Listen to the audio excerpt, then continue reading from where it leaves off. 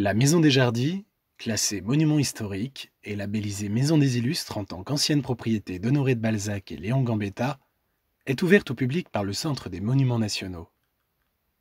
Dans cette capsule vidéo, nous vous proposons un court extrait du récit biographique d'Honoré de Balzac, rédigé par son ami Théophile Gautier et publié en 1859.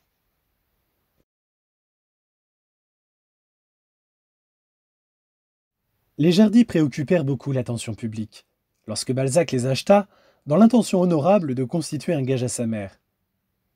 En passant en wagon sur le chemin de fer qui longe Ville-d'Avray, chacun regardait avec curiosité cette petite maison, moitié cottage, moitié chalet, qui se dressait au milieu d'un terrain en pente et d'apparence glaiseuse.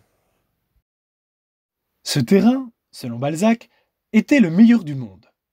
Autrefois, prétendait-il, un certain cru célèbre y poussait, et les raisins, grâce à une exposition sans pareille, s'y cuisaient comme les grappes de Tokay sur les coteaux de Bohême. Le soleil, il est vrai, avait toute liberté de mûrir la vendange en ce lieu, où il n'existait qu'un seul arbre. Balzac essaya d'enclore cette propriété de murs, qui devinrent fameux par leur obstination à s'écrouler ou à glisser tout d'une pièce sur l'escarpement trop abrupt. Et il rêvait, pour cet endroit privilégié du ciel, les cultures les plus fabuleuses et les plus exotiques. Ici se place naturellement l'anecdote des ananas, qu'on a si souvent répétée que nous ne la redirions pas si nous ne pouvions y ajouter un trait vraiment caractéristique. Voici le projet. 100 000 pieds d'ananas étaient plantés dans le clos des Jardins, métamorphosés en serre qui n'exigerait qu'un médiocre chauffage vu la torridité du site. Les ananas devaient être vendus 5 francs au lieu d'1 louis qu'ils coûtent ordinairement, soit 500 000 francs. Il fallait déduire de ce prix 100 000 francs pour les frais de culture, de châssis, de charbon. Restaient donc 400 000 francs nets qui constituaient à l'heureux propriétaire une rente splendide. Sans la moindre copie, ajoutait-il. Ceci n'est rien. Balzac eut 1000 projets de ce genre.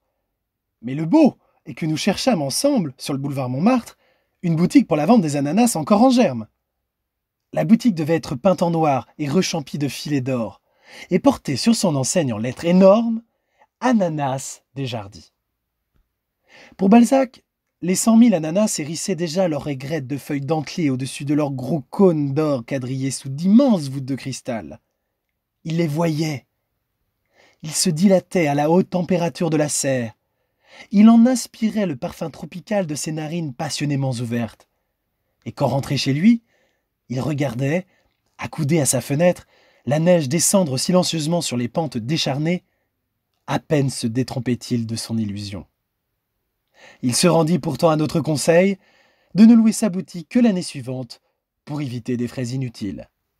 Les magnificences des Jardins n'existaient guère qu'à l'état de rêve. Tous les amis de Balzac se souviennent d'avoir vu écrit au charbon sur les murs nus plaqués de papier gris « Boiserie de palissandre, tapisserie des Gobelins, glace de Venise, tableau de Raphaël ». Gérard de Nerval avait déjà décoré un appartement de cette manière, et cela ne nous étonnait pas.